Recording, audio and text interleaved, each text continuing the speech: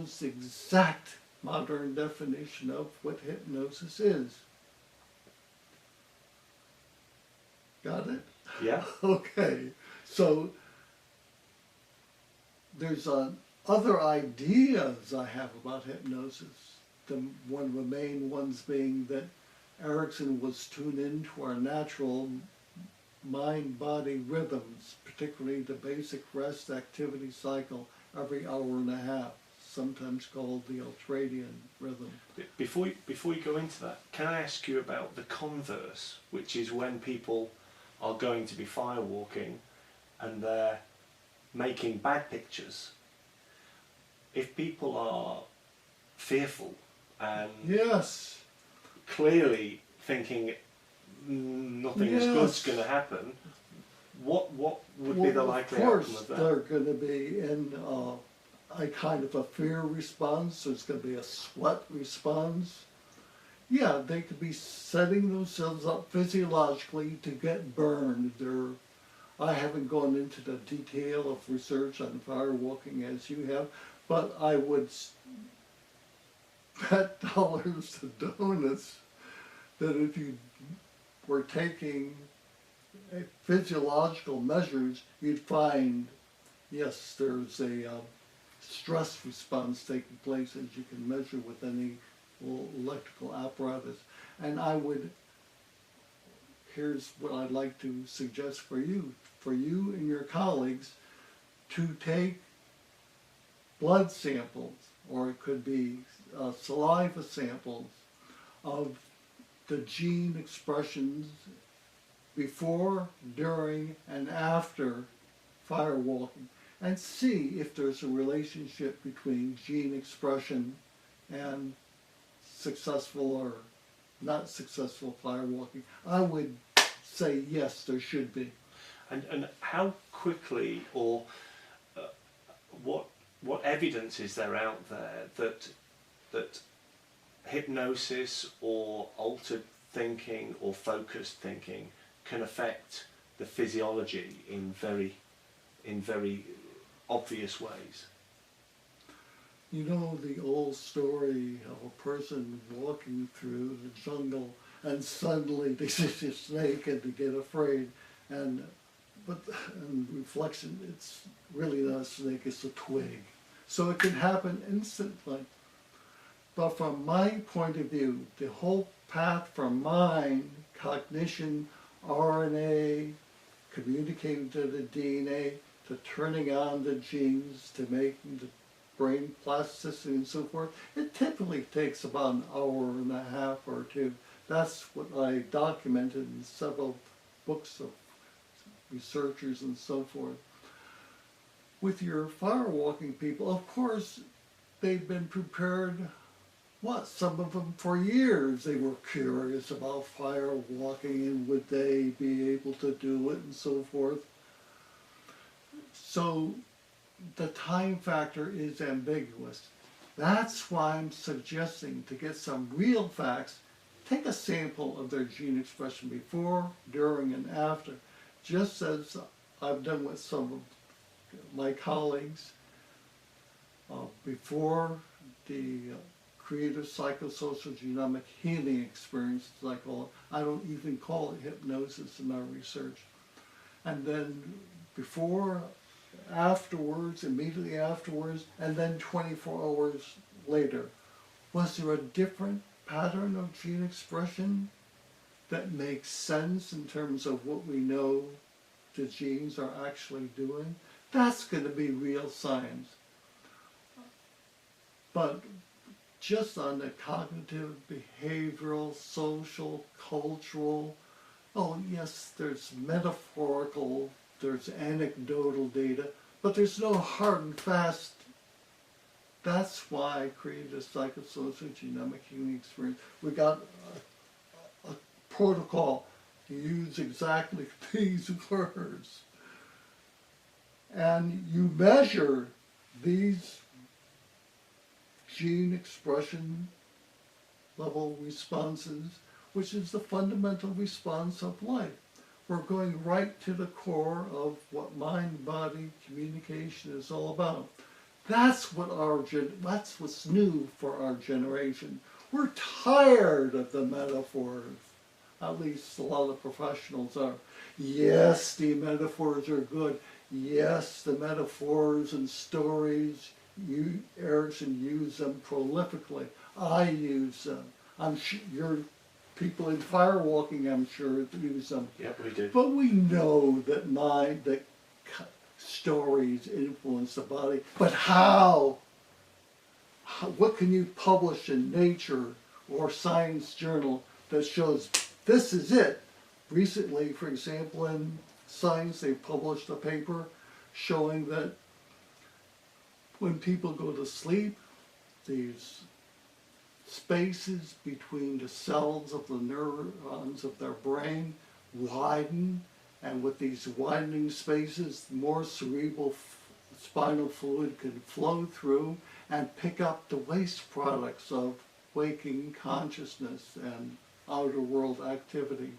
And it's this cleaning up of the waste responses that now we've got a solid, verifiable, experimental proof of what is sleep for, why do people sleep, oh they get tired, well why do they get tired? Well now we know that those fatigue, stress responses are really related to the waste products of intense mental waking experience, and that's why we sleep. They get flushed out faster, about 60% faster. And why do we get tired when we go through an intense period of study? Yes. No manual work, no physical work. Yes. Why do we get tired when we study hard? Yes.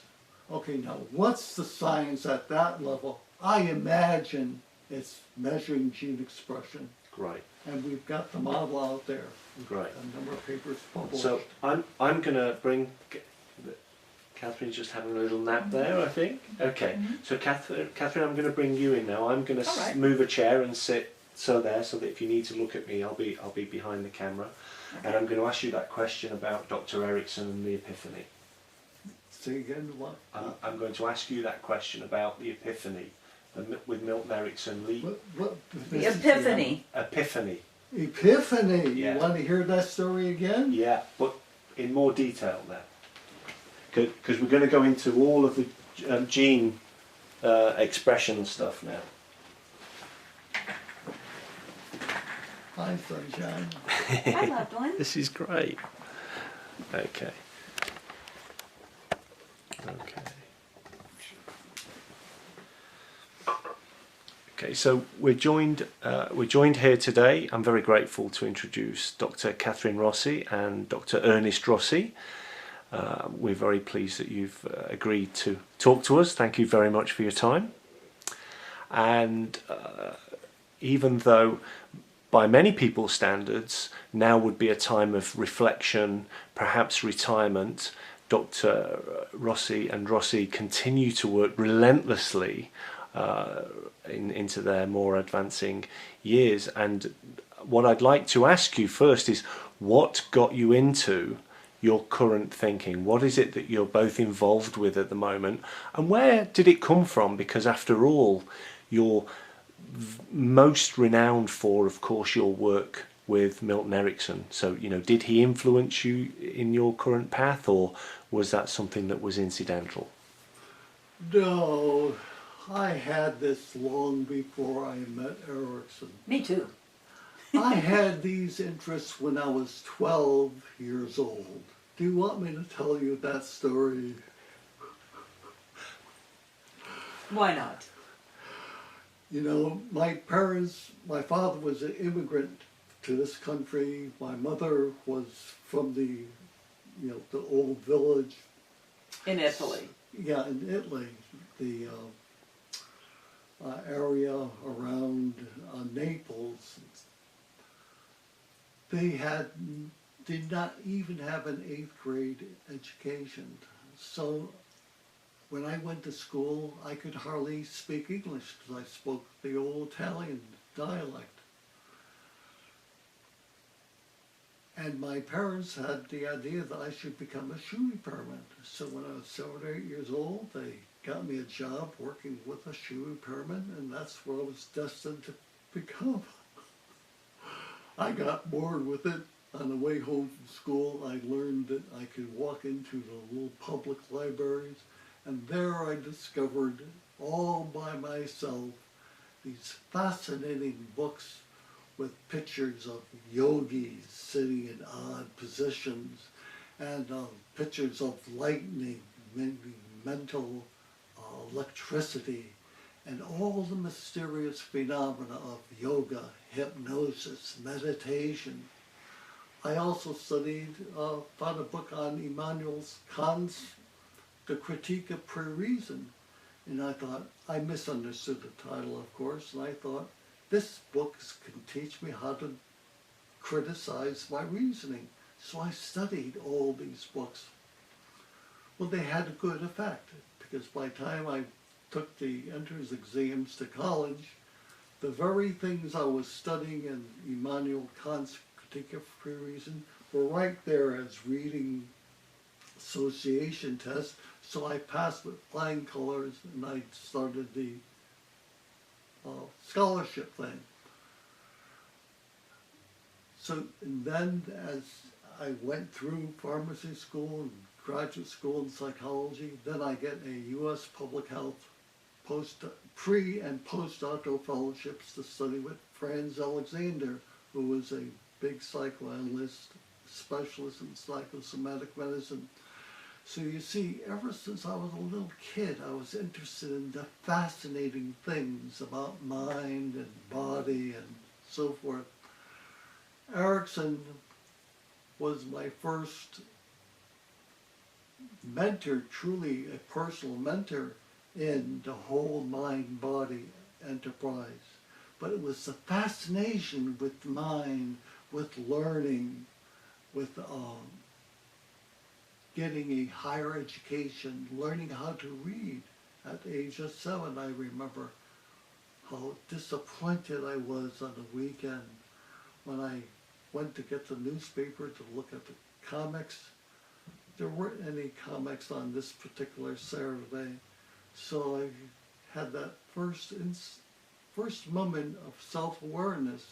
I was so disappointed, and I looked up at the sky and I said, well, I'm just a little boy trying to learn how to read by looking at the funny papers. And I'm very sad because they're not here today. That was my first introspective. You were always interested in the meta-consciousness of things, and so Yes. when you ask us about our work, Steve, it's that what can we do that gives like an overarching foundation for all psychotherapies, for instance, not just for the psychotherapy that we do. So what Ernest and I truly have in common, that I've had also since I was a little girl, is this keen interest in mind-body, and in taking a look at what's underneath that, and the idea that when you get really focused, and you might actually be in a trance, you're that focused, you're in a trance, and so somebody can startle you out of it, and you ask yourself, well, where was I? And the combination of movement, and both Ernest and I are very keen on moving every day. When you watch us even talking, the hands are doing the job. And when Ernie is making reference to these times as a young boy at the library and looking at yogis and what are the yogis doing and how strange their eyes are, how what is happening there. And the combination of that and a question that you have about Milton Erickson and an influence that he's had on Ernest and on me. Now, I learned about Milton Erickson after he died, so I didn't know him before. But as part of my unique journey, I had a very serious brain injury where I lost my immediate term memory for about a year. And what that means is that what I learned today, I couldn't take into tomorrow. So the gene expression happening inside my brain ZIP268, the gene, was not being turned on. I wasn't consolidating today's memories to become tomorrow's memories, which really interferes with learning. So where did I go for help? I went to Phoenix, Arizona, and I studied yoga.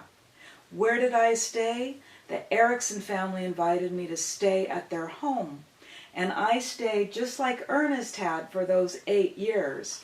I stayed in the little house, that's what they call it, where Milton's office was, just outside the big house where everybody lived. And I slept there. And when I wasn't taking the training to try to unite my mind and my body and get my body functioning again, I would sit in the office and I would have imaginary conversations with Milton. So I was at the patient's chair. I was imagining Milton in his chair, and I would be saying, Dr. Erickson, how would you help me right now? And in the course of this time that I was there, this very critical time, I was able to do the mind-body manifestation and to get my brain coordinated, and so that I was able to come back online and to have a regular memory like other people have. And in the meantime, my body was strong and various other things happened, way too detailed to go into here. But it was that impetus that Erickson had the courage when he had polio at the age of 17. He had the courage to say something really important. And we happen to be sitting in chairs that move a little bit. You know, they're not exactly rocking chairs, but close enough for this example. Stressless chairs. They're stressless chairs. And Erickson noticed something really important in a mind-body way. I think the most important thing that he ever noticed, my opinion, and that is that he was left in the rocking chair and everybody else had gone out to the farm to do what they needed to do. And he realized that he wanted to be towards the window. Mm-hmm. He desperately wanted to be towards the window. And what he noticed, the chair moved. And he said to himself, I'm paralyzed. How did the chair move? And he thought the chair moved because my mind willed it to move. I want to go towards that window. And the rest becomes history. That he built one moment on the next and the next and the next, where he learned to do basic things like to feed himself. And then, finally to be able to walk and to be able to use the paddle in the canoe to go down the Mississippi River, and to finally be able to walk and then to go on to medical school. But he was the genius with mind-body therapy. He was like the yogi of his time. Right. And but he was asking the same kinds of questions that we ask today. We're asking our questions with the knowledge of neuroscience and genomic expression. And did Erickson know anything about that during his time? Was there, because obviously Ernest spent a lot of time with him. I mean, that your studies were sort of at the start, where he was reaching the last days of his life. Expression or brain plasticity. He knew nothing about mind-body rhythms. He knew the physiology of when he went to medical school, which was back in what would be the 1930s, 40s. Yes. So he read a lot of this through just observing behavior. So he was a cognitive behavioral genius, you might say. But what about